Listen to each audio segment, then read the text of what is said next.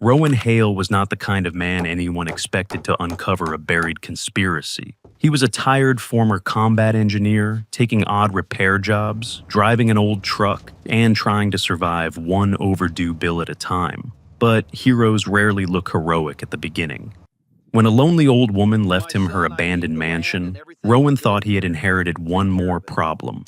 What he didn't know was that his dog, Marlowe, would lead him to an old fireplace, a hidden spiral staircase, and a chamber filled with secrets powerful men would kill to keep buried. The man everyone overlooked and the dog no one could fool were about to drag the truth into the light. Before we begin, tell me where you are watching from. Drop your country in the comments below and subscribe. A thin winter rain drifted across the edge of town, silvering the cracked sidewalks and darkening the bare trees behind the rental houses.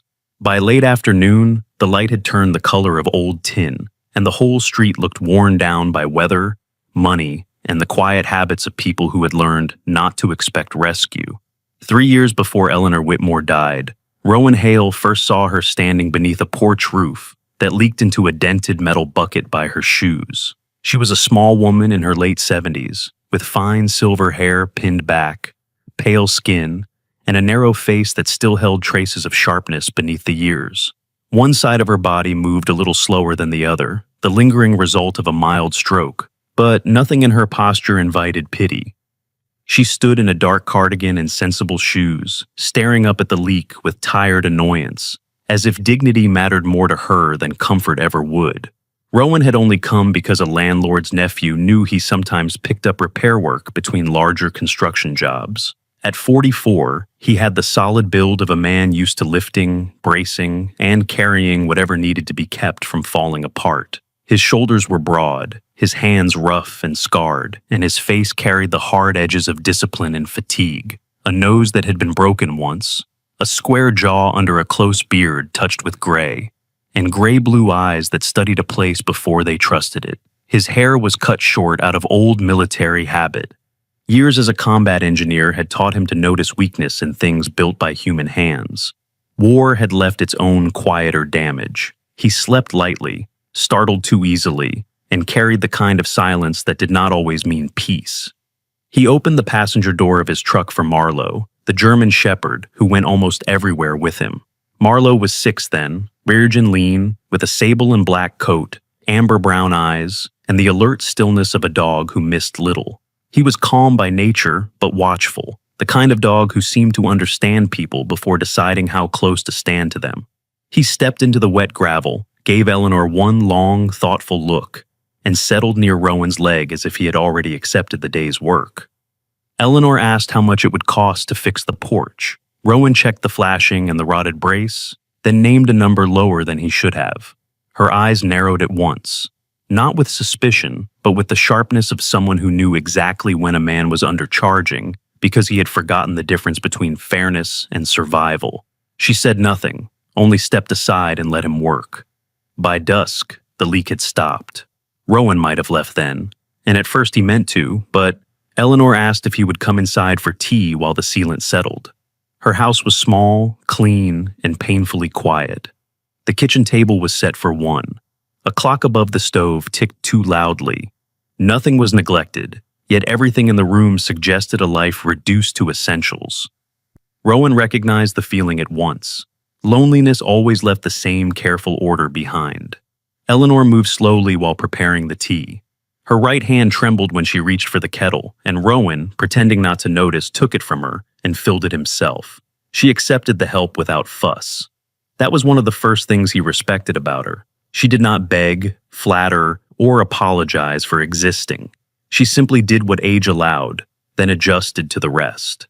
Their first conversation was brief. She complained about the landlord, said Marlowe had kind eyes, and asked Rowan if he always worked in weather like this.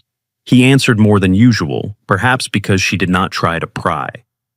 When he finally stood to leave, she walked him to the door and said, "If the roof fails again before winter, I'll call you. I prefer people who fix things properly." It was not warmth exactly, but it was the beginning of trust.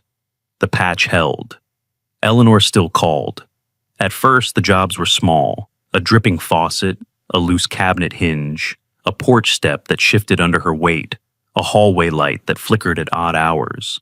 Rowan began stopping by after work or on cold mornings before heading to another site. He soon realized that not every repair was urgent. Eleanor was not dishonest, but she was lonely enough to stretch necessity into company. Rowan knew it and never mentioned it. Over the months, those visits became part of both their lives. He would arrive with a small toolbox, Marlowe at his side, and fix whatever needed fixing. Then Eleanor would put water on for tea, and they would sit in the kitchen while the afternoon light faded. She learned he took his tea plain. He learned she preferred a little honey on the days she was tired. Marlowe usually lay beside her chair, and after a few visits, Eleanor began keeping sugar-free biscuits in a jar by the sink for him. She would pretend she was only rewarding good manners. Marlowe accepted each biscuit with solemn dignity, which amused her more than she let on. The real change came one January morning after a heavy snowfall. Rowan stopped by before sunrise because he knew her front walk would be dangerous. He found Eleanor outside anyway, trying to clear the icy steps with a broom she could barely hold. By the time he reached her, one foot had slipped half off the top step. He dropped the shovel, caught her by the elbow and waist, and steadied her before she fell. She did not cry out. She only stood in his grip, furious that he had seen her weakness. Rowan guided her inside without making a thing of it. He sat her at the kitchen table, made tea, and later drove her to a doctor's appointment when the taxi service failed to show. It was not a dramatic day, but afterwards something changed between them. Eleanor no longer treated him like a useful repairman. She began to treat him like someone safe. What Rowan noticed most was that Eleanor never asked the wrong questions.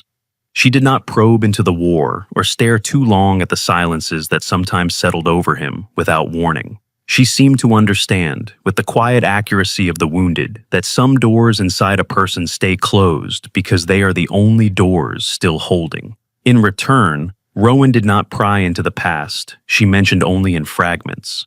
Those fragments came slowly. She spoke sometimes of a larger house in New York State, of western windows that caught the evening light, of a library fireplace that once made winter feel less cruel. She mentioned a husband, never at length, and a life that had once carried more grace than the one she lived now. But whenever her thoughts drifted toward that house, something in her voice changed. Affection remained, but so did caution. Rowan began to understand that the mansion was not simply a place she had left. It was a part of her life she had survived without ever truly escaping. One evening, during a brief power outage, they sat in the kitchen by candlelight while rain tapped the windows. Marlowe lay near the radiator, ears twitching at distant sounds outside.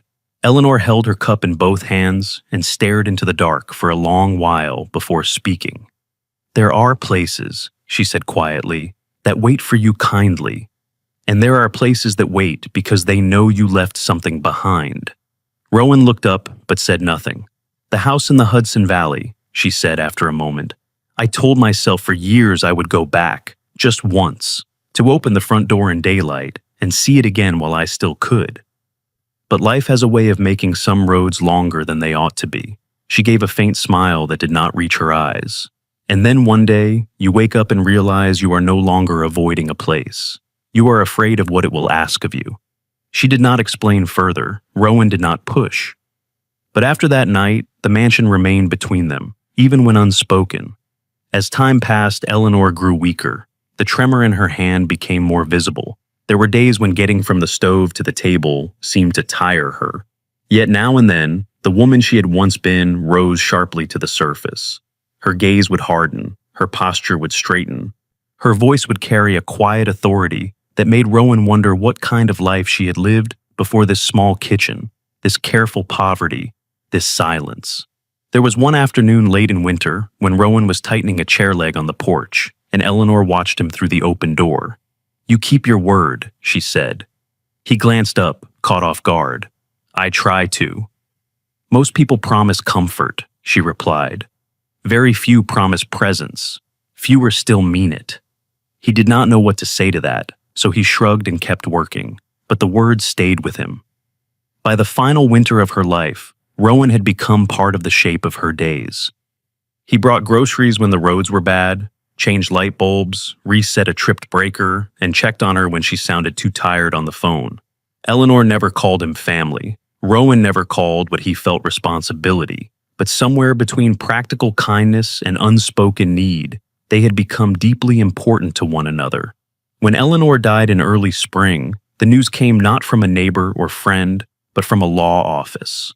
Rowan was on a ladder clearing clogged guttering from a duplex when his phone buzzed in his pocket. The woman on the line spoke clearly and professionally, confirming his identity before informing him that Eleanor Whitmore had passed away peacefully in her sleep 4 days earlier. Rowan said almost nothing. Below him, Marlowe lifted his head from the patch of shade by the truck, sensing the change before the call had even ended. The funeral was small enough to feel cruel.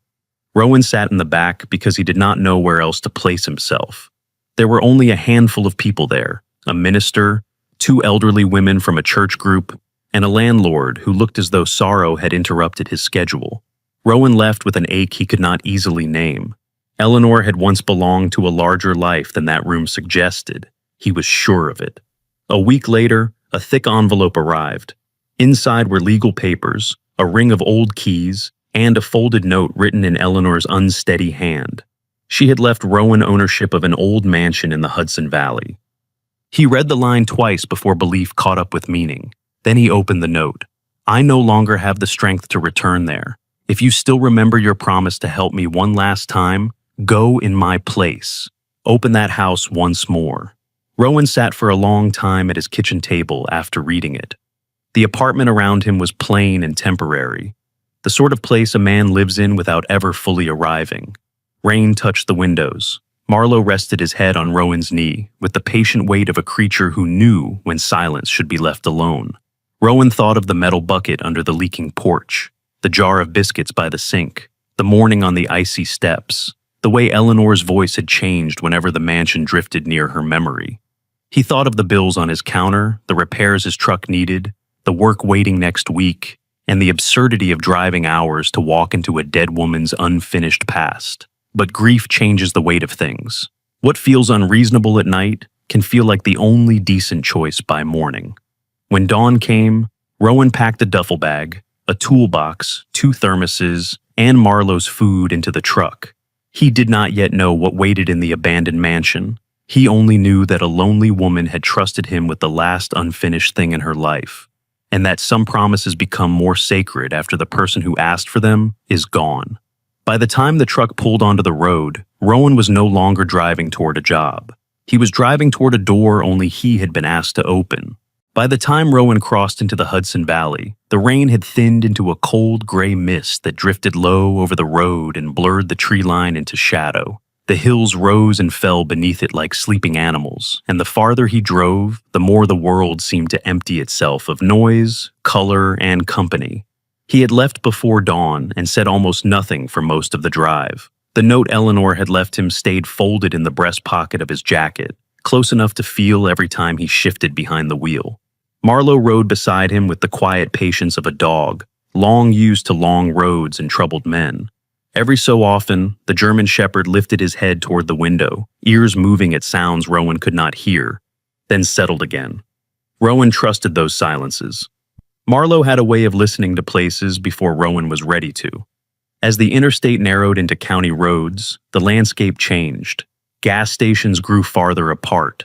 Stone fences appeared in broken stretches through the fog. The houses that did remain looked old enough to have outlived the people who built them. Rowan passed sagging barns, winter bare orchards, and driveways swallowed by brush. It felt less like traveling toward a property and more like moving deeper into some part of Eleanor's life she had sealed off and left untouched. He stopped once outside a small town where a single traffic light blinked over an empty intersection. The gas station sat beside a diner and a hardware store, all 3 buildings weathered into the same dull palette of faded paint and old labor. The woman behind the counter wore a name tag that read Darlene. She looked to be in her early 60s, broad-shouldered and practical, with short auburn hair that had come from a bottle, strong hands, and the sharp green eyes of someone who had spent years reading people before they finished speaking. There was nothing unfriendly about her, but she had the brisk manner of a woman who had no time for nonsense and no patience for men trying to hide it. You heading farther north? She asked as she rang up his coffee. Whitmore Ridge? That made her pause. Only for a second, but Rowan saw it. Haven't heard that name in a while, she said. Her tone stayed even, though her eyes flicked once toward the truck where Marlowe was waiting. Not much up there now except trees, stone walls, and houses too old for their own good. House I'm looking for fits that description? Big one at the end of a private road? She asked. Rowan gave a small nod. Darlene slid the coffee toward him. Folks used to talk about that place years ago, then they stopped. She gave a short shrug, as if the sentence meant less than it did. That usually tells you enough. Rowan did not ask what they had once said. He had learned long ago that when strangers offered the edge of a warning, pushing for the center too early usually got you nothing. He only thanked her, took the coffee, and headed back to the truck. The final road up to the property was little more than a winding strip of cracked pavement and mud, half buried under wet leaves. Trees pressed in close on both sides. Branches scraped against the truck in long, dry whispers. Rowan slowed almost to a crawl as the road curved uphill through dense woods and then disappeared briefly into fog so thick it erased everything more than a few yards ahead. It was the kind of road that made a man feel watched, even when he knew no one was there. Beside him, Marlowe rose from the seat and braced himself between the dashboard and the passenger door, ears forward, gaze fixed ahead. You feel it too? Rowan murmured. Marlowe did not move. Then the trees opened, and the mansion was there. It stood at the end of a long, overgrown drive, too large and too silent to belong naturally to the emptiness around it. Even in decay, the house held the outline of old wealth. Steep slate roof lines, tall western windows, a broad front portico with fluted columns, and stone steps leading to double oak doors darkened by age and damp. Ivy climbed the walls in dead, twisting veins. Several lower windows had been boarded from the outside. Others stared out cracked or clouded, their glass reflecting nothing but fog and branches. Rowan stopped the truck and sat still for a moment, his hands on the wheel. The mansion did not look merely abandoned. It looked withheld, as if the years had not simply passed over it, but had been ordered to keep their distance while the house held on to whatever had been left inside. He understood then why Eleanor had never spoken of it carelessly. She had not described the place like a widow remembering a beautiful home. She had described it the way people speak of surgeries they survived, or graves they still visit, or roads where something terrible happened and changed the landscape forever. The house was not separate from her pain. It had become one of its shapes. When Rowan stepped out of the truck, the air smelled of wet stone, old bark, and standing water. The grounds spread wider than he expected. To the left stood the remains of a conservatory, its glass roof shattered in long gaps, its iron ribs exposed like the bones of something dead, but not yet buried. Beyond that, through the brush, he could just make out the faint terraces of what had once been formal gardens. To the right, farther back in the trees, sat the dark shape of a low outbuilding, perhaps a carriage house, perhaps servant quarters long stripped of purpose.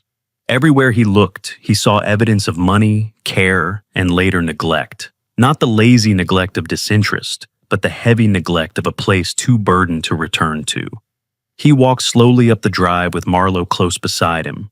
The dog's posture had changed. He was not frightened, but he was working now, taking in scents and air currents with quiet concentration. Rowan noticed, too, the things his training always forced him to notice. Some of the boards over the windows had weathered gray with age. Others were younger, though not recent. One front column held a long hairline crack.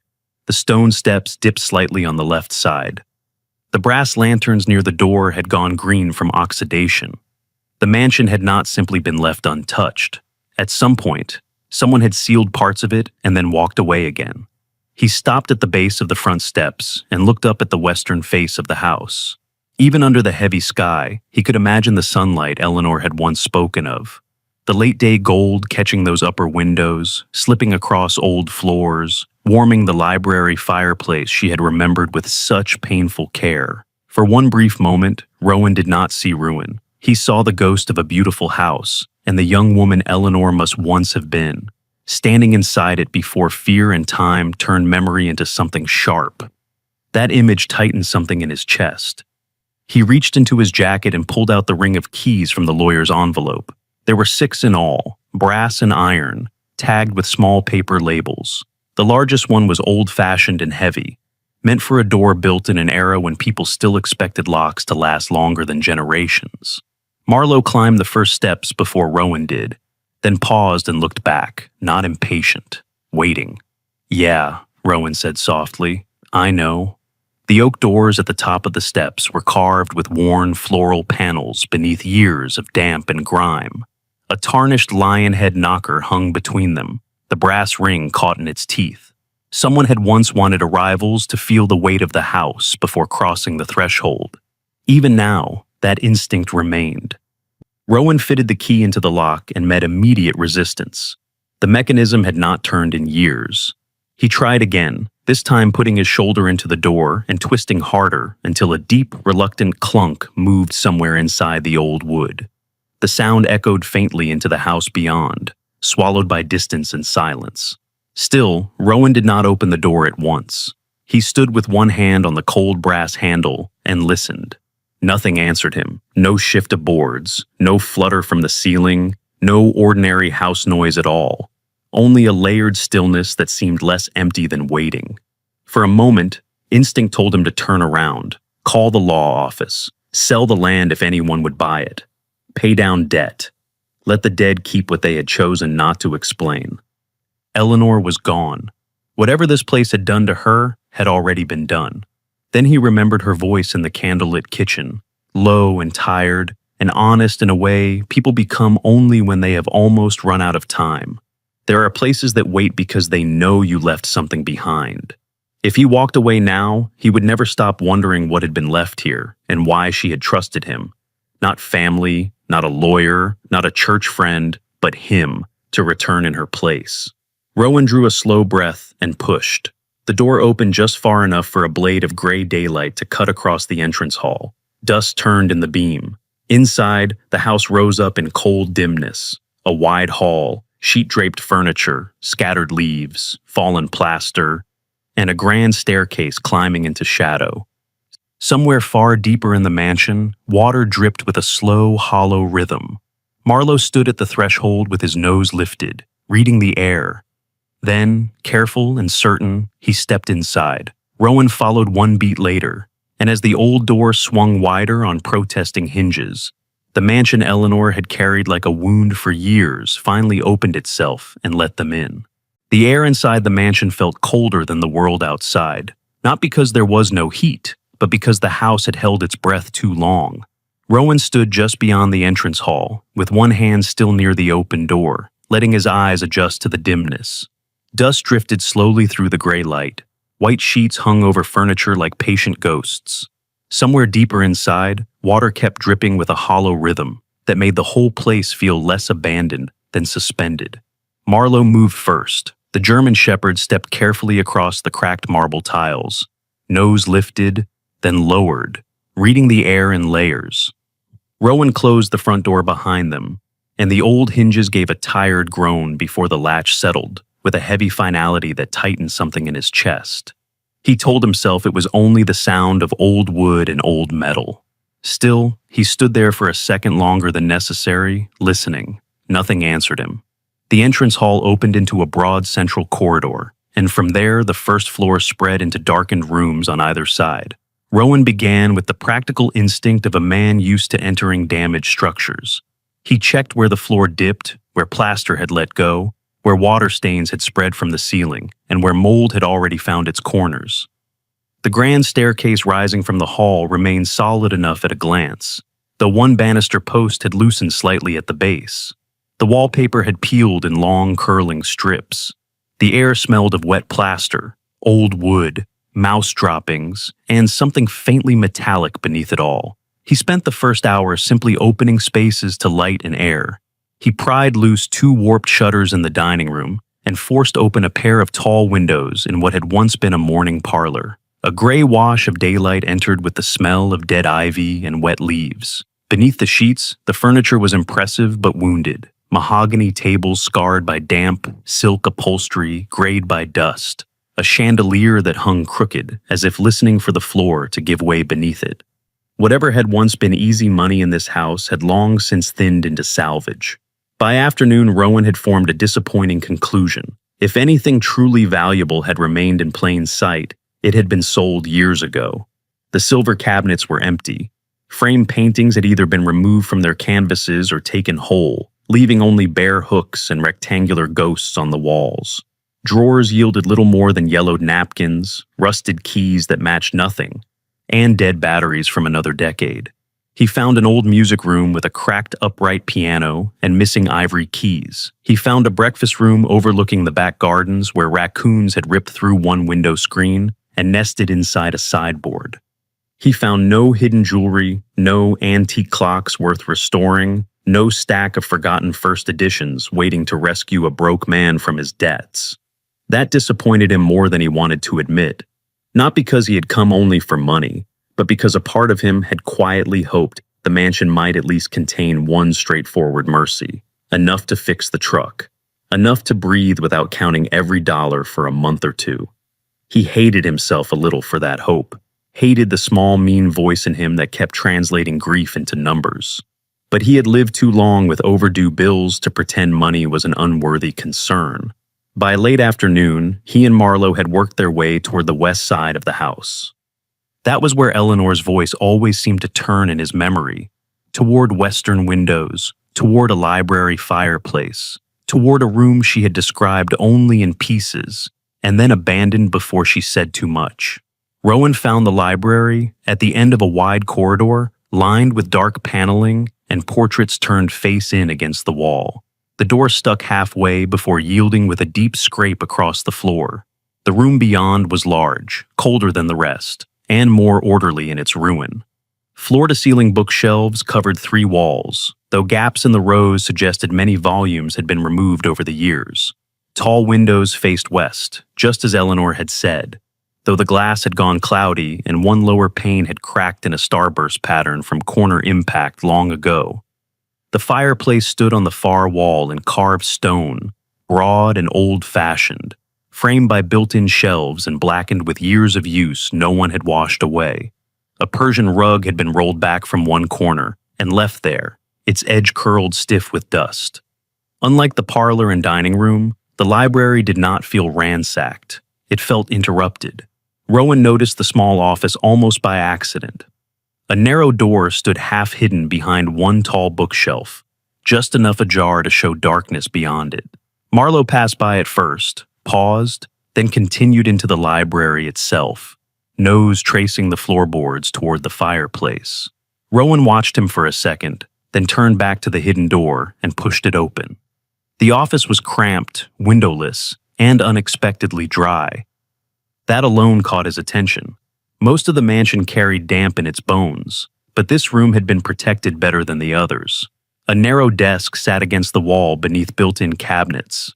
A green banker's lamp stood on one corner under a sheet of dust. There were no family photographs, no sentimental trinkets, no framed certificates. Only boxes, ledgers, and an iron filing cabinet with one drawer left slightly open. Rowan set his flashlight on the desk and pulled open the top drawer. Inside were account books wrapped in oilcloth, stacked with more care than anything else he had found in the house. He frowned at once. A person could abandon silver. A person could sell paintings. But no one went to the trouble of wrapping ledgers against moisture unless they expected those ledgers to matter later. He carried the first bundle into the library, brushed space clear on the desk near the west windows, and unwrapped the oilcloth. The leather cover beneath was plain and businesslike. No family crest, no decorative embossing, only a year written in careful block letters, 1987. At first he thought he was looking at contractor records from some final renovation before the house had been sealed up and forgotten. But the deeper he read, the stranger the entries became. Not floral wallpaper, not plaster repair, not roof slate or replacement glass. Bessemer steel supports, heavy load industrial hinges, 2 commercial diesel generators, ventilation shaft fabrication, mold-resistant sealants, reinforced steel doors, anti-moisture compounds, mechanical locking assemblies. Rowan read each line twice, then reached for the second ledger. More of the same. The entries covered several years in the late 1980s, detailed to the point of obsession.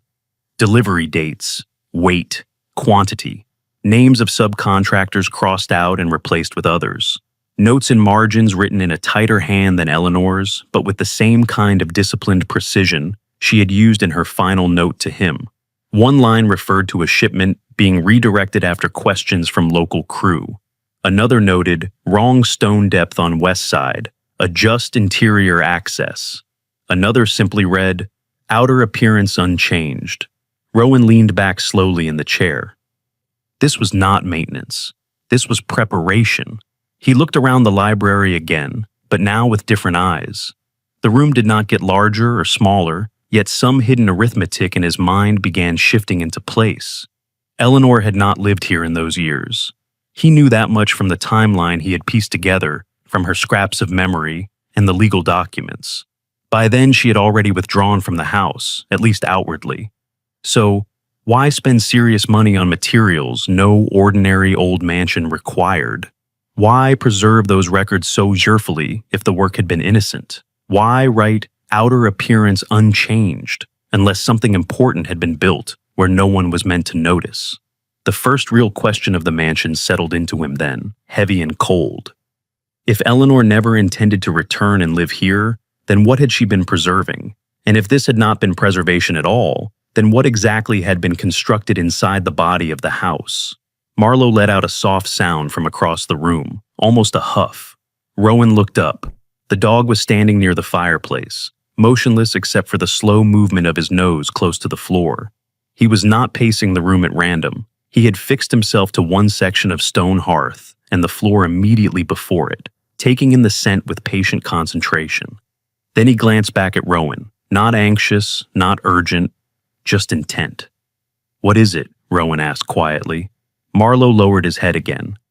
Rowan rose from the desk, one of the ledgers still open in his hand, and crossed the library. The fireplace was cold and deep, large enough for the kind of fires houses like this once built whole evenings around. Ash and soot lay old and undisturbed at the back. The carved mantel bore water stains at one end and a thin line of cracked stone near the other, but the construction itself still looked solid, at least at first glance. Marlowe sniffed along the base of the hearth, then paused at the right-hand side where the stone met the old wood floor. He pressed his nose closer, then lifted his head and looked at Rowan again, as if repeating a sentence Rowan had not yet learned how to hear. Rowan crouched. At floor level, the stonework showed small inconsistencies he might have dismissed anywhere else. The mortar along one seam looked fractionally newer than the surrounding sections. One edge of the hearthstone sat just slightly proud of the next, not enough for most people to notice, more than enough for a former combat engineer to distrust. He set the ledger aside and ran his fingertips along the join where the base met the flooring. Cold stone, dust, then a faint groove. He sat back on his heels, heartbeat slowing into the focused rhythm old fieldwork used to bring him. He had learned long ago that structures told the truth if you listened with your eyes first and your hands second. Behind him, the west windows held the last weak light of afternoon. Before him, Marlowe remained fixed beside the hearth, still and certain. And for the first time since stepping into the mansion, Rowan had the sharp, unmistakable sense that he was no longer wandering through the remains of Eleanor's life. He was standing at the edge of something she had meant someone to find. Morning came pale through the western windows of the library, the light thin and almost colorless as it filtered through clouded glass and years of neglect. Rowan had slept badly on a canvas tarp near the wall, waking at every groan of old wood and every shift in the wind outside. But by dawn, he was already on his feet again, standing near the fireplace with one hand braced on the mantel and the other resting loosely at his side. The ledgers lay open on the desk behind him, their pages full of steel, hinges, generators, ventilation shafts, reinforced doors, and other things no old woman spent money on merely to preserve memories. Marlowe stood beside the hearth, nose near the stone, then lifted his head and looked at Rowan with the same steady focus he had held since the night before. The faint groove at the base of the fireplace was still there in the morning light, no less real for having been slept on, and Rowan felt that old familiar tightening in his mind. the one that came when structure, instinct, and unease all began pointing in the same direction. He wanted to pry at the seam. He wanted to test the weight of the stone, tap the mortar, see if some hidden latch answered pressure or leverage. But wanting and doing had never been the same thing for him, not after the war. He had learned the hard way that impatience around concealed construction could cost more than time. Somewhere in that lesson lived burned vehicles, collapsed walls, and the names of men he still did not say aloud. So he forced himself to step back from the fireplace and think. If something had been built here, it had been built to stay unseen. If Eleanor had preserved those ledgers, she had done it because she knew what they proved. Rushing now would be the kind of mistake younger men made before they understood that caution was not fear. It was survival, wearing a quieter face. He had just crossed to the front of the library to study the room from a different angle when the sound came from outside. Tires moving slowly over wet gravel, deliberate and unhurried, too heavy to belong to chance. Rowan stopped where he was. The mansion had been holding its silence all morning like a sealed lung, and that single intrusion cut through it instantly. Marlowe heard it too. The dog's ears rose, his body stiffened, and a low vibration began in his chest. Not loud, not wild, simply certain. Rowan moved to the front hall without hurrying. He stayed just off to the side of the entrance window and looked out through a gap in the warped boards. A dark sedan stood in the drive, new enough to shine even under the gray sky, absurdly polished against the ruin of the estate. The man stepping out of it looked as if he belonged to another world entirely. He was tall and lean, perhaps in his mid-50s, wearing a charcoal overcoat over a fitted dark suit, polished shoes, and leather gloves the color of wet bark. His hair was dark, combed neatly back, silvered cleanly at the temples, and his face had the narrow, careful architecture of a man who had spent his life training himself never to look surprised. A trimmed beard sharpened the line of his jaw. His eyes were pale and cold, moving over the house not with wonder, but with recognition. He did not hesitate at the foot of the steps. He did not pause to take in the scale of the place. He approached it like a man returning to a conversation he had once left unfinished. Rowan opened the door before the stranger could knock. The man stopped, then offered a calm, professional smile. "Mr. Hale," he said, as though confirming a detail already well established. His voice was smooth, educated, and carefully measured, the kind that had probably settled disputes in rooms where money did the real speaking. "Victor Sloan. Depends who's asking," Rowan replied. Victor inclined his head slightly, taking the answer in stride. "I represent interested buyers. I understand ownership of this estate recently transferred into your hands." That alone told Rowan more than the man likely intended. Fast information, fast interest, too fast. "You understand a lot for someone I've never met," Rowan said. "I make it my business to remain informed." Victor's eyes moved once past Rowan's shoulder into the hallway. "May I come in?" Marlowe appeared at Rowan's side before Rowan answered. The dog did not bark or strain forward. He simply stepped into the space between the two men and held it, shoulders square, head level, throat producing a low, controlled growl that sounded less like aggression than judgment.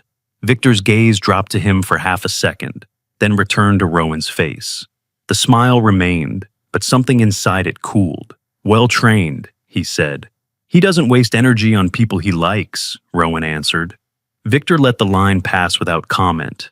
After a moment, Rowan stepped back just far enough to leave the door open. 5 minutes. Victor entered with the casual confidence of someone who did not expect to be turned away twice. He removed his gloves slowly, folding them into one palm, and took in the entrance hall with an eye that was too technical to be merely aesthetic. Rowan noticed it immediately. Victor was not looking at the grandeur of the place, nor even at the damage. He was reading distance, height, load, and proportion. He looked at the house the way Rowan himself might have looked at a compromised building overseas. Except Victor was dressed for a boardroom, not a bomb site.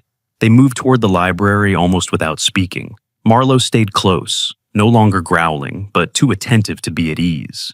When Victor crossed the threshold of the library, he slowed. His gaze passed over the west windows, the shelves, the old Persian rug, then settled on the fireplace in one smooth motion. Not a glance, a recognition. Brief, but unmistakable. Rowan saw it. Victor let his eyes continue on, as if the stop had meant nothing. "Remarkable room," he said. "Despite the years, this section appears to have held up better than most." Rowan leaned lightly against the desk, arms loose, face unreadable. "Old houses surprise you. Some do," Victor replied. He turned slightly, as though examining the distribution of the walls rather than their decay. "But the central core here seems especially sound." The phrase landed hard. Not the roof, not the front elevation, not the floors. The central core. A man trying to buy an abandoned mansion should have spoken about visible damage, about restoration costs, about land value. Victor spoke like someone who had thought about what lay inside the structure, not simply around it. Rowan kept his voice neutral. "You an architect?" Victor gave a faint smile. "No." "Engineer?" "No." "Then how do you know what part of the house ought to be sound?" Victor's expression barely shifted, but Rowan saw the calculation behind it. "Experience," he said. "I've dealt with a number of properties of this age." That was not an answer, and both men knew it. Marlowe moved closer to Rowan, then angled himself again between Rowan and Victor, this time directly opposite the fireplace. His eyes never left Victor's face. The growl returned, deeper than before. Victor glanced at the dog, then at Rowan. "He seems to have strong instincts." "He does." "And you trust them?" "Enough." The silence that followed had weight to it. Victor broke it by reaching into his coat and removing a slim leather folder. He opened it neatly on the desk, turning it just enough for Rowan to see the offer inside. The number was large, larger than Rowan had expected from any stranger who found him in a ghosted mansion, less than a week after a legal transfer. It was enough to clear every debt he had, enough to repair or replace the truck, enough to put distance between himself and the daily humiliations of living too close to the edge. For one dangerous second, the offer did exactly what it was meant to do.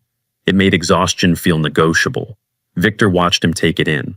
"You've inherited a difficult property," he said. His tone softened now, almost sympathetic. "Significant deterioration, isolation, ongoing tax exposure. My clients are prepared to relieve you of all of it immediately. Clean transfer. No further burden on your part." He made burden sound generous, as though offering rescue rather than purchase.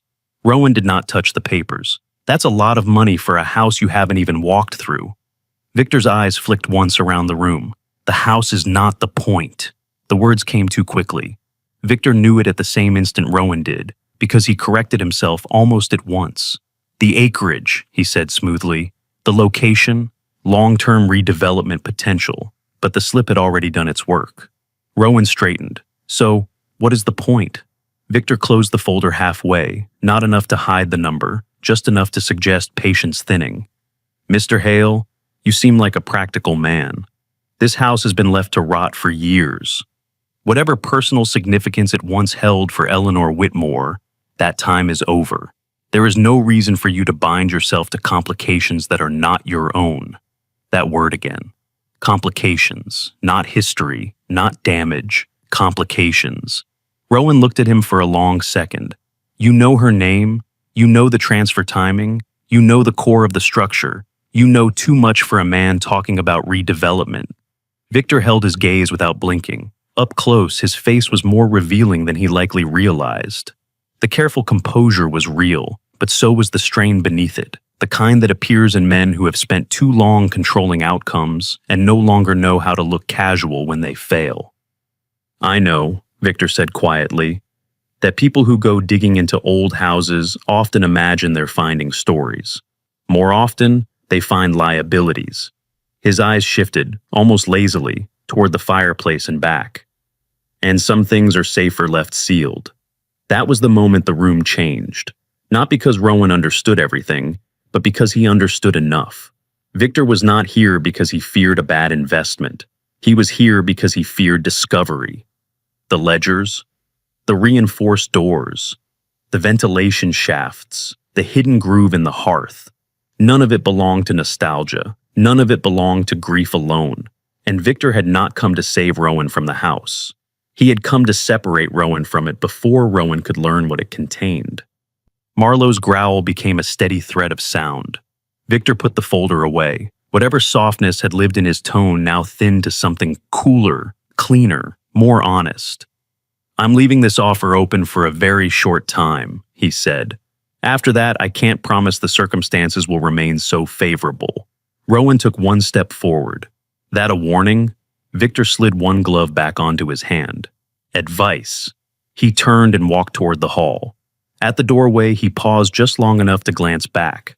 Not at Rowan, but at the fireplace and then at Marlowe standing before it like a sentry. "You shouldn't dig too deeply into things you don't yet understand," he said. Then he left. A moment later, the front door closed. The car started. Gravel shifted. The sound receded down the drive until the mansion swallowed it whole and returned to silence. Rowan remained where he was, standing in the center of the library with the morning light now higher on the west wall. Marlowe stopped growling, but he did not move away from the hearth. He simply stood there, alert and certain, waiting for Rowan to catch up to what he had already understood. Rowan looked from the ledgers to the fireplace, then toward the front of the house where Victor had vanished. The man had come too fast, offered too much, known too much. Eleanor had not left Rowan a house to clear out. She had left him a secret someone else was willing to pay for and threaten for before he even knew its name. By late morning, the library had taken on that strange half-light old houses keep even in daylight, a dim, gray stillness that made every sound feel more deliberate than it was. Rowan had already gone over the room twice since Victor left, once with the eye of a laborer and once with the eye of a combat engineer, and both passes had led him back to the same place. The fireplace did not belong to the room the way it pretended to. It sat too deep in the wall, too broad at the base, too deliberate in its proportions. The west windows, the shelves, the rug, even the cracked stone mantel all fit the age of the house. The mass behind the hearth did not. He worked methodically, because method was sometimes the only thing that kept memory from taking over. He measured from the western wall to the inner edge of the shelves, then from the shelves to the hearth, then back again from the corridor side, building the space in his mind the way he had once reconstructed damaged structures from fragments and pressure points. The chimney's visible width did not justify the amount of space it occupied behind the wall. The stone base projected farther than a normal fireplace of that scale required. Even the sound underfoot changed near the right side of the hearth. Not enough for an untrained ear to notice, but enough for Rowan to hear the slight hollowness under the wood, where there should have been uncompromising mass. None of it, taken alone, proved anything. Old houses shifted, builders improvised, walls thickened for reasons lost to time. But put together, the signs formed a pattern Rowan could no longer dismiss. Something had been added here, hidden here, or preserved here under a disguise meant to pass as age. That fact would have unsettled him no matter what the ledgers said. With the ledgers in the room behind him, and Victor Sloane's carefully measured threats still in his ears, it felt less like suspicion and more like confirmation. Even so, he did not move immediately. He stood before the cold stone for a long while, one hand on the mantel, his eyes tracing the seams at the base. He thought of Eleanor's careful voice in her small kitchen, the way she had circled this house for months without ever naming its center directly. He thought of the trust it had taken for a proud woman like her to leave anything unfinished in someone else's hands.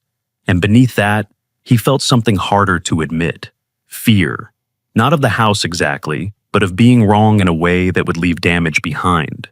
If he broke into the hearth and found nothing but old brick and his own projection, then he would have destroyed one of the last surviving pieces of a place Eleanor had once loved. That mattered more to him than he liked saying aloud. There was another fear under that one. It had followed him out of the war and into every construction site since. The fear that he no longer always knew when instinct was wisdom and when it was damage. Combat had trained him to distrust surfaces, to expect concealment, to read irregularities as warnings. That training had saved lives. It had also left him with a mind that sometimes found traps in harmless places. Standing before the fireplace, Rowan could not ignore the possibility that he was seeing what he had once needed to see in order to survive, not what was actually there. Marlowe broke the stalemate. The dog stepped quietly to the hearth and lowered his nose to the base of the stone, working from left to right with focused patience. He had already done this before, but now he returned to one exact point near the right-hand side of the firebox, just above the floor where the stone met the old wood. He inhaled, paused, then pawed lightly at the spot once. Not a frantic scrape. A single, precise gesture. Then he stepped back and looked at Rowan. Rowan let out a slow breath through his nose. "Yeah," he said softly. "I see it." He went out to the truck and returned with a small sledgehammer, a pry bar, a tape measure, and a flashlight. The tools looked severe against the age of the room. He set them down on the rolled edge of the Persian rug and stood facing the hearth again. For one strange second, he almost felt as if he should apologize to Eleanor, to the house, maybe even to the younger version of himself, who had once learned that the difference between caution and cowardice often revealed itself only after the first blow.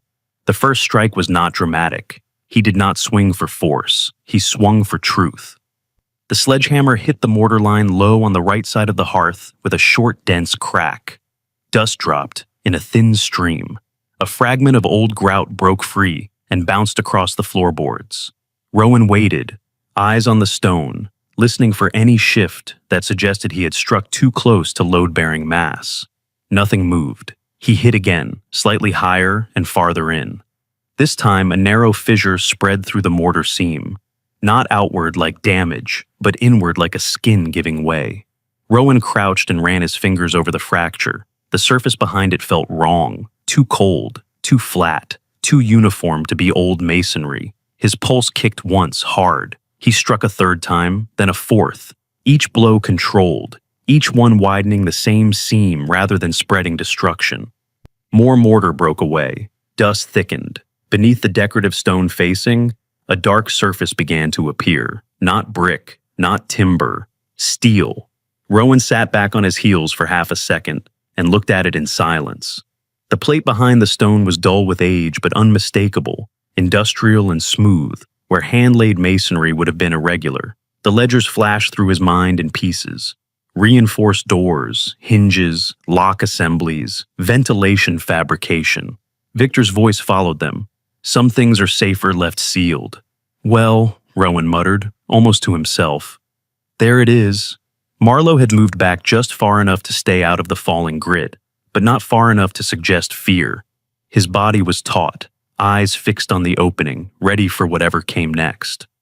Rowan widened the broken seam carefully with the pry bar, levering away loosened stone one piece at a time until the hidden edge of the steel panel revealed itself. It was not a wall inside a wall. It was a disguised barrier, built to sit flush behind the fireplace facing, so that the entire hearth appeared solid until someone attacked exactly the right section.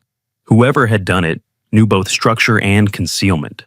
He fitted the pry bar into the narrow opening and tested the resistance. Heavy, old, but not fixed. There was give somewhere inside. He changed his footing, braced one shoulder against the hearth, and pressed harder. At first, nothing happened. Then, deep behind the stone, he heard it. A metal groan, long and reluctant, like a mechanism waking from decades of disuse. The steel edge shifted inward by less than an inch. That tiny movement changed everything. Rowan stopped, reset the bar, and drove his weight into it again. This time, the concealed panel gave a little farther. A current of air slipped through the gap and touched his face, dry and cold enough to feel distinct from the mansion above.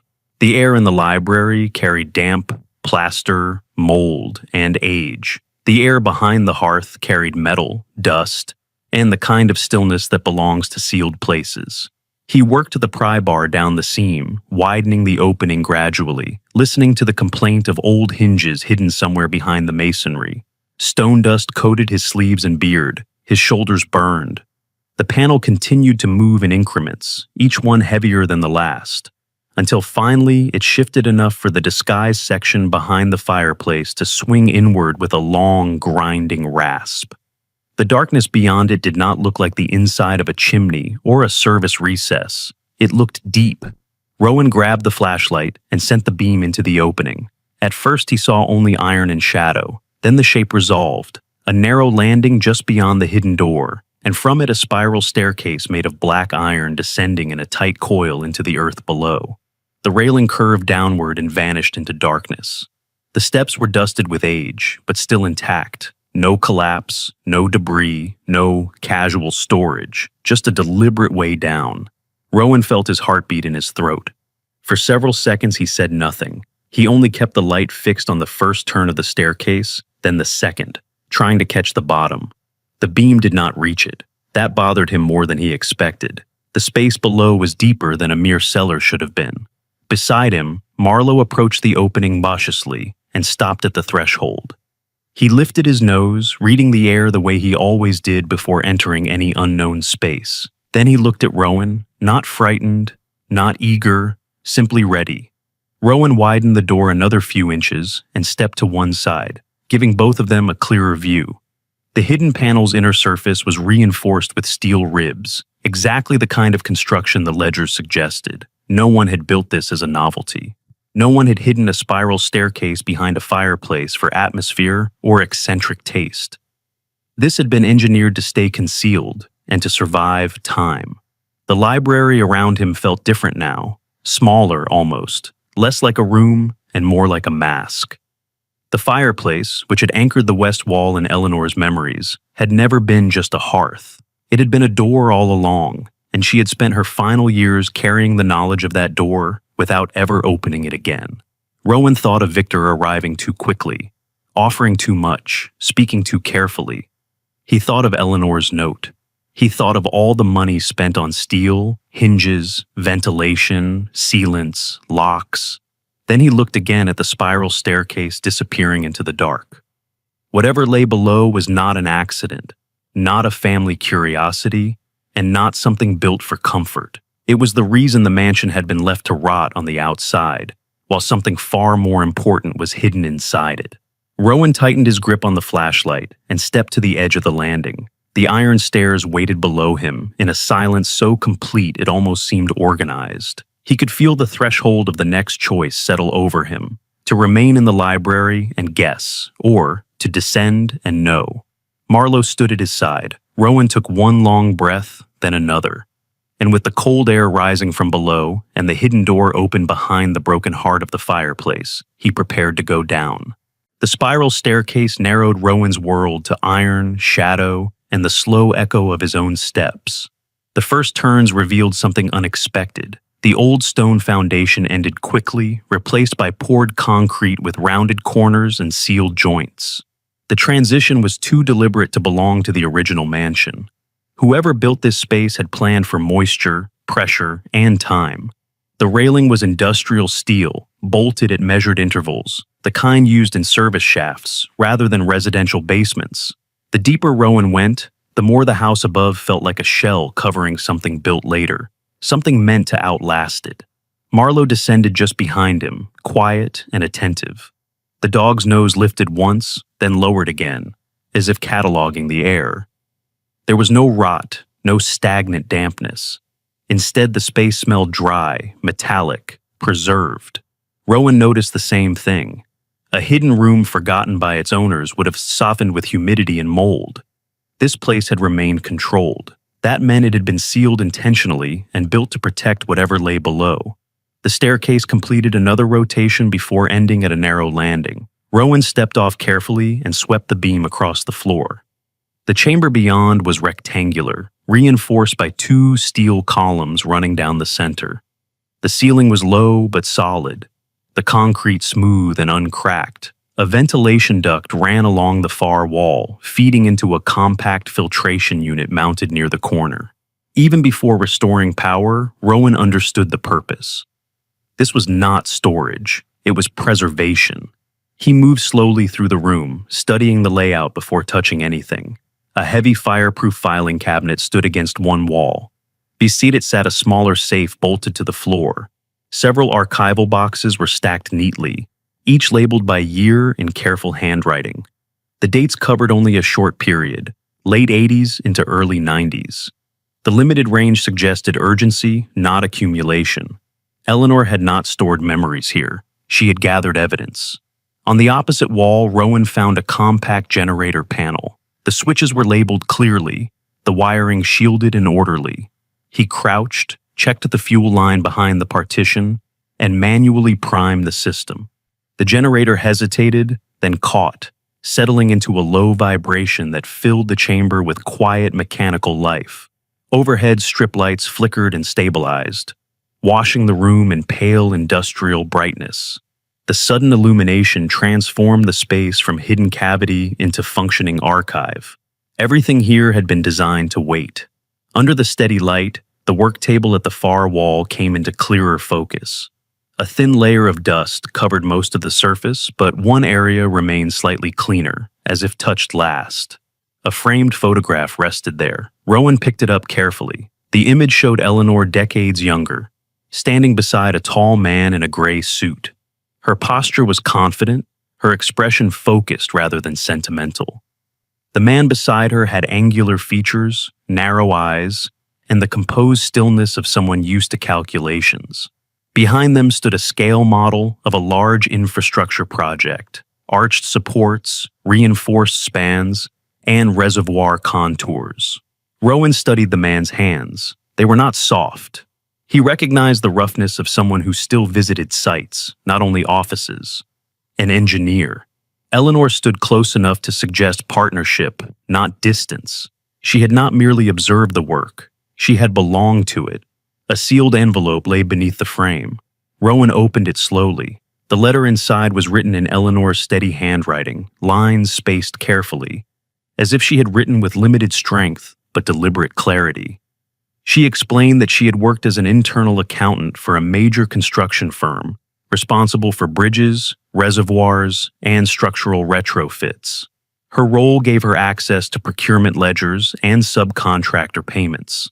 At first, she noticed small inconsistencies, duplicate vendors, minor price shifts, mismatched delivery confirmations. Over time, the discrepancies formed patterns. Materials billed as high-grade steel were replaced with cheaper alloys. Safety margins and structural calculations were quietly reduced. Inspection reports were altered after submission. The man in the photograph, she wrote, was her husband, Daniel Whitaker, a structural engineer assigned to review several of the same projects. He discovered irregular load tolerances and requested independent verification. His reports were delayed, then dismissed. Weeks later, he died in a late-night highway accident. The official explanation cited fatigue and loss of control. Eleanor never believed it. The vehicle showed minimal deformation. The guardrail remained intact. The conclusion felt constructed rather than derived. Rowan lowered the letter slightly, absorbing the shift in meaning. The basement no longer represented only secrecy. It represented risk. Eleanor's writing continued. After Daniel's death, she began copying records quietly. She traced payments through short-lived shell companies and flagged altered engineering documents. She used her inheritance to reinforce the foundation beneath the mansion, converting unused space into a secure archive. She knew confronting the company directly would destroy the evidence. Instead, she preserved originals, sealed the room, and left the house. Time, she believed, would eventually place the truth in safer hands. The final lines were brief. Age had taken her strength. The staircase became too difficult. She feared the documents would remain buried after her death. If Rowan had reached the room, she wrote, then he had already shown the caution she trusted. A man who hesitated before breaking stone understood consequence. Rowan folded the letter carefully and set it beside the photograph. Marlowe had settled near the archival boxes, watching Rowan quietly. The dog's calm presence grounded the moment, keeping it from drifting into abstraction. The room felt less like a secret now and more like a responsibility. Rowan opened the nearest box. Inside were organized folders, each labeled by project, procurement sheets, engineering memos, inspection reports, payment records. Eleanor had cross-referenced documents with colored tabs. Notes in the margins connected contractors, materials, and approval signatures. The scale of the archive suggested months, perhaps years, of careful work. He closed the box without disturbing the order. This was not information to skim. It required patience, the same patience Eleanor had shown while gathering it. The generator hummed steadily. The ventilation system circulated air. The basement no longer felt dormant. It felt ready. Rowan looked toward the staircase. Above him waited the library, the mansion, and a world where someone like Victor might still be searching for what had just been uncovered. The discovery changed the balance. The house was no longer just property. It was evidence. Rowan rested his hand briefly on the table beside Eleanor's photograph. Then he took a slow breath, steadying himself. The spiral staircase behind him no longer led only downward. It led back to decisions that would bring buried truth into daylight. Rowan had just begun sorting the second stack of folders when Marlowe stiffened. The dog's ears lifted first, then angled toward the ceiling. His body remained still, but the shift in attention was unmistakable. Rowan stopped moving immediately. The bunker amplified certain sounds while swallowing others, and after a moment he heard it too. Faint pressure overhead, measured, deliberate, not the random settling of an old house. Someone was walking across the library floor. Rowan closed the folder without noise and listened again. The steps above were confident, not cautious. Whoever had entered was not searching blindly. They were moving directly, as if they already knew where the fireplace stood. The realization came quickly. Victor had not left uncertain. He had left to return prepared. Marlowe moved closer to the base of the spiral staircase, watching the opening above. The generator hummed steadily behind Rowan, a constant mechanical presence that now felt dangerously loud. He switched off one strip light, leaving the room dim but usable. The reduced illumination softened shadows and limited visibility from above. The bunker had been designed for concealment as much as storage, and Rowan used it accordingly. The first metallic echo traveled down the spiral, boot against iron. The sound carried clearly through the narrow shaft. One person descending fast. Another followed seconds later. Their pace suggested urgency, not caution. Victor's voice floated faintly behind them, controlled and low, directing rather than leading. Rowan stepped away from the staircase and scanned the lower walls, searching for defensive features he had overlooked before. The base of the stairwell curved inward along a section of concrete that looked slightly smoother than the rest. Rowan approached and brushed away dust. A narrow seam emerged, tracing a vertical line along the inner arc. He followed it downward and found the recessed housing of a hydraulic hinge. The realization settled instantly, a safety door, concealed flush with the wall, designed to isolate the chamber below. Above him, the descending footsteps quickened. The first man was nearly halfway down. Rowan located the control lever set inside a protected metal slot. The mechanism required deliberate force, preventing accidental activation. Eleanor had not trusted this system to chance. She had expected a moment when sealing the staircase would matter. Rowan waited. Timing mattered more than speed. If he triggered too early, they would retreat. Too late, and they would reach the landing. He watched the shadows along the spiral. The lead figure appeared, moving fast, hands sliding along the rail. A second silhouette followed close behind. Victor remained higher, letting others advance first. Rowan pulled the lever. A dry alarm tone sounded, brief and mechanical. Immediately, the hydraulic pistons engaged. From within the curved wall, a reinforced steel door began sliding across the base of the staircase.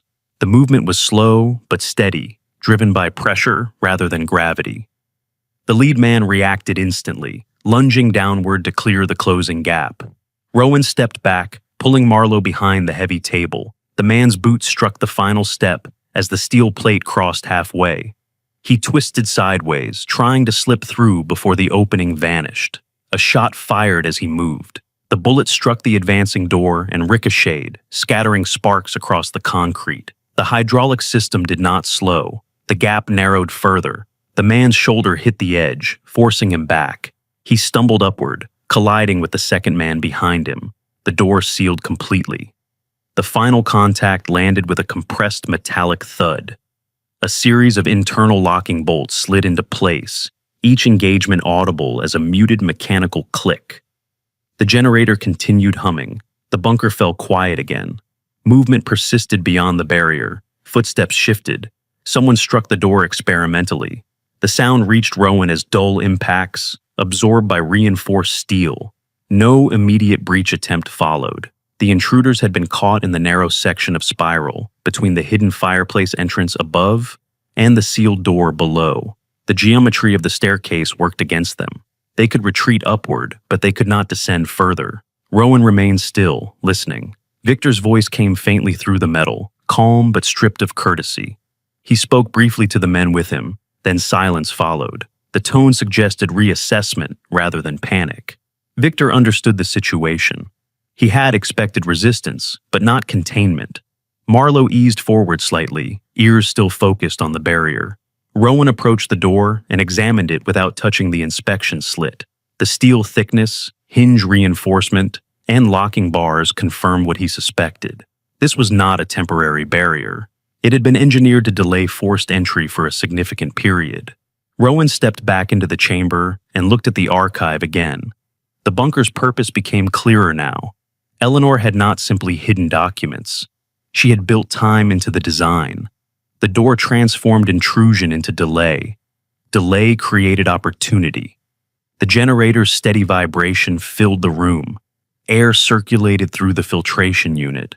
The sealed barrier divided the world above from the space below. Rowan gathered several folders from the nearest box, selecting those marked with engineering approvals and payment chains. The intruders would eventually retreat, regroup, and return with tools. The door bought minutes, perhaps longer, but not safety forever. Above the barrier, footsteps shifted again, then gradually receded. Victor was withdrawing, not abandoning. Rowan recognized the decision immediately. The confrontation had moved from force to strategy. The bunker had reversed the trap, but only temporarily. Rowan placed the selected folders on the table and looked once more toward the sealed staircase. The hidden chamber remained intact. The documents remained protected. The advantage now belonged to whoever used the time wisely. Marlowe settled beside him, calm but alert. Rowan turned back to the archive, understanding that the hydraulic door had done exactly what Eleanor intended. Not to win a fight, but to give the truth enough time to survive. The bunker no longer felt like a hiding place. It felt temporary. Rowan understood the difference immediately. The hydraulic door had bought time, nothing more. Anyone determined enough would return with cutting tools or force the mechanism open from above. The room had been built to preserve truth, not to trap it underground. Eleanor had not gathered evidence so it could remain buried. Rowan moved away from the sealed stairwell and studied the opposite wall more carefully. The archive cabinets formed a clean line, but the concrete beneath them showed a faint geometric interruption. A thin seam ran low along the base, precise and deliberate. It did not follow structural stress. It followed intention. Rowan crouched and cleared dust with his sleeve. The line extended horizontally, then angled upward along a rectangular boundary. To the right of the seam, a recessed iron handwheel sat inside a shallow housing. The metal was dull with age, but the shaft remained centered and intact. The wheel connected to a manual gear assembly embedded inside the wall. No electrical components, no dependence on power, a purely mechanical release. Eleanor had planned for failure of everything else. The impacts against the sealed door resumed faintly, then stopped. Rowan did not look back. He opened the nearest storage cabinet and removed a weather-sealed case. The documents he selected were not random. Payment chains, engineering revisions, contractor approvals, the pieces that connected decisions to consequences. He opened the small safe and retrieved the compact drive units Eleanor had stored. The physical and digital records belonged together. He set the case on the floor beside the handwheel and gripped the rim. The first attempt produced no movement. Years of stillness had tightened the gears. Rowan adjusted his stance and applied slow, constant pressure. The wheel shifted slightly, then resisted again. He continued without forcing it. The mechanism responded gradually, each rotation loosening internal locks that had not moved in decades. Marlowe stood beside him, watching the room rather than the wall. The dog's calm steadiness kept Rowan focused. The wheel turned another quarter rotation, then another. Dust fell along the seam. The concrete panel disengaged with a muted internal click. Rowan continued turning. The resistance faded as the mechanism completed its release. The concrete section shifted inward, then slid sideways along concealed tracks. The opening revealed a narrow technical passage reinforced with unfinished concrete and exposed conduit lines. The air inside was cooler, carrying the faint scent of soil. The tunnel sloped gently upward. Rowan lifted the case and stepped inside. Marlowe followed immediately. The panel behind them drifted partially back toward its frame, reducing the light from the bunker to a narrow band. Rowan did not stop. The corridor curved gradually, designed to bypass the main foundation. The ceiling lowered slightly, forcing careful movement. The construction remained purely functional: support ribs, drainage grooves, and minimal clearance. After several minutes, the passage ended at a vertical ladder fixed to the wall. Above it, a steel hatch waited, painted to match the concrete. Rowan climbed first and pushed upward. The hatch opened with a dry hinge sound. Daylight filtered through broken glass and heavy vegetation. He emerged into a collapsed greenhouse behind the mansion. The structure had long ago surrendered to neglect. Bent metal ribs leaned under climbing ivy. Shattered panes lay buried beneath weeds. The hatch blended into the floor, hidden by growth and debris. Eleanor had chosen an exit no one would bother to examine. Marlowe jumped up beside him and scanned the open ground. Wind moved through the overgrown structure, carrying the smell of wet soil and distant road dust. Rowan moved carefully through the vegetation and out to the rear path. The mansion stood quiet behind him, unchanged, concealing everything that had just occurred beneath it. He reached the truck and placed the case inside. The engine started smoothly. Rowan drove away at a steady pace, avoiding sudden acceleration. The gravel road curved toward the main highway. Only after the property disappeared behind trees did he check the mirror. No pursuit followed. Rowan drove directly to the nearest federal field office. The decision felt less like strategy and more like completion. Eleanor had preserved evidence. Rowan's role was to deliver it. Inside, he requested an agent and placed the sealed case on the desk. His explanation remained brief and factual: infrastructure contracts, altered material grades, falsified approvals. The clarity of the documentation shifted the conversation immediately. Hours later, preliminary review confirmed the pattern. Payment chains linked shell contractors to primary firms. Engineering revisions reduced safety tolerances. Inspection records showed post-signature edits. The documents formed a coherent structure, not suspicion, proof. Rowan stepped outside as evening settled. The sky carried a muted gray tone, but the air felt open. The truth no longer sat behind concrete and steel. It had entered a system built to examine it. Eleanor's hidden archive had finally moved beyond protection into exposure. Marlowe walked beside him toward the truck. Rowan paused once, looking back toward the city skyline. The escape route had not been about survival alone. It had been about movement. The safety exit allowed the evidence to leave confinement and enter daylight before anyone could seal it again. The first change did not come with noise. It came with paperwork. Weeks after Rowan delivered Eleanor's archive, formal notices began to arrive in quiet succession. Federal indictments expanded. Civil engineers were called back to testify. Financial auditors reopened projects that had once been closed under technical language few people ever read. Victor Sloan's arrest became only one piece in a widening chain. Contractors who had signed reduced safety tolerances faced questioning. Insurance files previously marked as structural fatigue were reclassified as negligence. The story that had begun beneath a single mansion now stretched across bridges, reservoirs, and municipal developments built over 2 decades. Rowan did not follow the headlines closely. He read only what affected the estate and then returned to work. What mattered more to him was the final legal confirmation that arrived in a thick envelope stamped by the state court.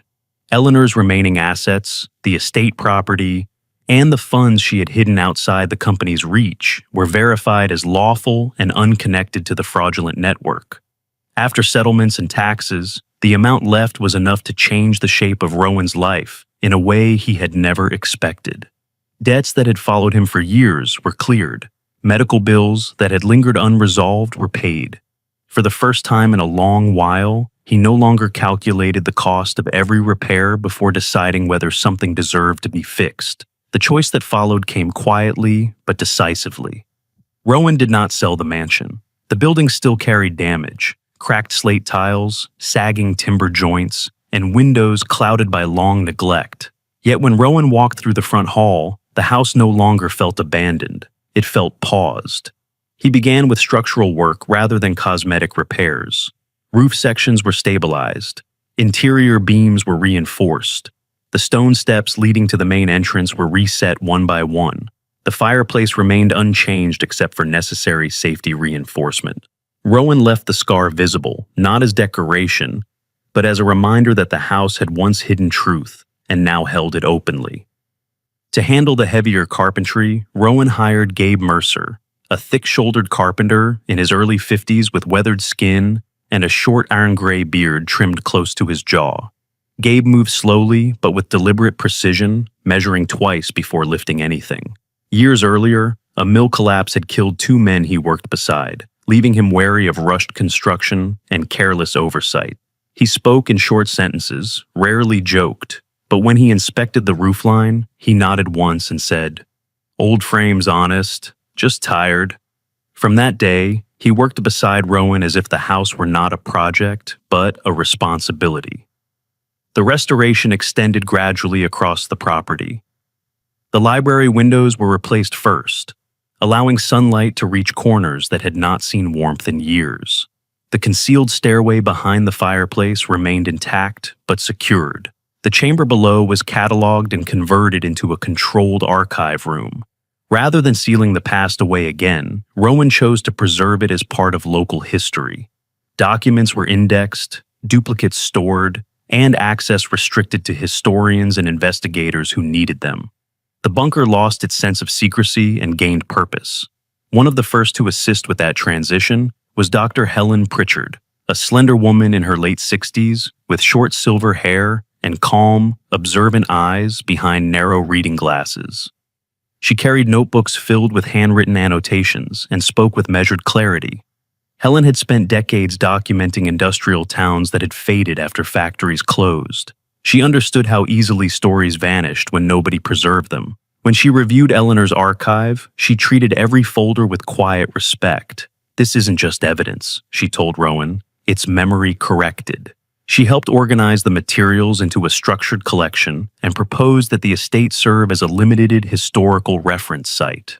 The transformation of the grounds followed naturally. The collapsed greenhouse behind the mansion was stabilized and cleared of debris. Rowan converted part of the area into a training yard for older dogs and retired service animals. The idea had no formal announcement. It began when a local outreach group asked if he could temporarily house a shepherd mix that had been surrendered after its handler moved into assisted care. Rowan agreed. Then another arrived. Soon the yard held 3 quiet dogs learning to settle again in open space. Marlowe adapted to the change effortlessly. Age had softened the sharp lines of his face, and faint silver touched his muzzle, but his posture remained steady. He greeted new arrivals without dominance, circling once, then lying nearby as if offering silent reassurance. Dogs that arrived anxious gradually mirrored his calm. Visitors often noticed him first, not because he demanded attention, but because he seemed to understand exactly where to stand, so others felt less alone. Word spread through the town. A few veterans began visiting on weekends, asking Rowan about repair work or volunteering to help with the grounds. He did not advertise lessons, yet practical guidance turned into informal training. Rowan showed them how to reinforce porch framing, repair warped doors, and replace damaged siding. Tools passed from hand to hand. Conversations remained simple. Work filled the spaces where explanations were difficult. By early summer, the mansion no longer appeared deserted from the road. Curtains moved. Doors opened regularly. Light appeared in the evenings.